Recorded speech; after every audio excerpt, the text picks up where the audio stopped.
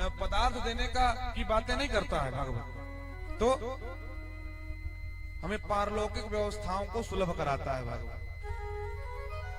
तो जो इसके सुनने के उत्तम अधिकारी कौन है? निर्मत्सराणाम, जो निर्मत्सर है, मात्सर्य रहित है। ये मत्सर किसे कहते हैं?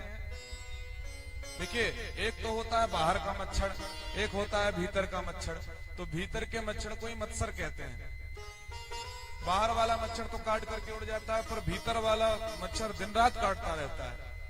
मत्सर का अर्थ क्या है? मत्ता अग्रे सरती, ये मेरे से आगे कैसे निकल गया। आपका घर है, आपके पड़ोसी ने कोई गाड़ी फॉर्च्यूनर ले ली, अब आप कहोगे भाई मेरे साथ पढ़ा, मेरे साथ लिखा, पर मैं यहीं का यहीं रह गया, और ये देखो कितनी उन्नति कर रहा है, इतनी बड़ी बड़ी गाड़ियां ले ली इसने, इतना इतना खूब भवन बना लिया, पर मैं वहीं का वहीं रह गया। ये मुझसे आगे कैसे निकल गया? मत्ता अग्रे सरती, मेरे से आगे कैसे निकल गया?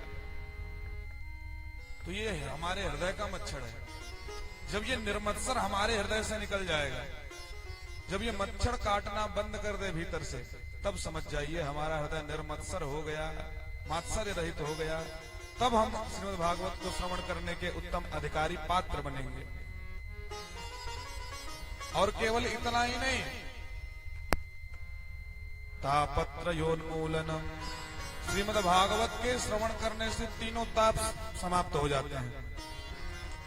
और सद्यो हृदय वरुद्य तेत्र कृत भी, जैसे ही आपने सोचा कि चलो भागवत सुना है, अभी सुनने नहीं आए हो, घर में बैठ करके सोच रहे हो कि चलो भागवत सुना है, शुश्रूषुविस्तक्षणात् श्रोतुम इच्छद भी, सुनने की आपने इच्छा की, सो आपके हृदय में ठाकुर जी आकर के विराजमान हो गए।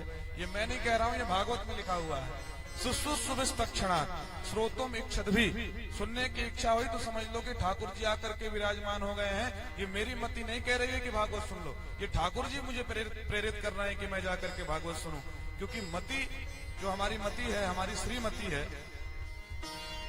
ये बड़ी कुटिल है, ये हमेशा रस खोजती है। हमारी मति क्या खोजती है? रस खोजती है। भौरा होता है ना, भौरा इधर उधर भागता है, इस पराग से उस पराग पर जाता है, पर नेक देर एक फूल में बैठेगा, फिर उड़ करके दूसरी जगह भाग जाएगा। उसी प्रकार हमारा मन है, ये सब जगह रस खोजता रहता है। बड़ा रसिक है हमारा मन। हमारा मन जो है भौरे के समान है, चंचरीक उसे कहा जाता है, क्योंकि उसका चंचल मन होता है। तो हमारे मन का भी नाम चंचरीक है। एक पुष्प से दूसरे पुष्प की ओर आनंद खोजता है, रस खोजता है, पर इसे पर्याप्त रस नहीं मिलता। और जब पर्याप्त रस मिल गया यदि, तो वो पुष्प के अंदर कैद हो जाता है।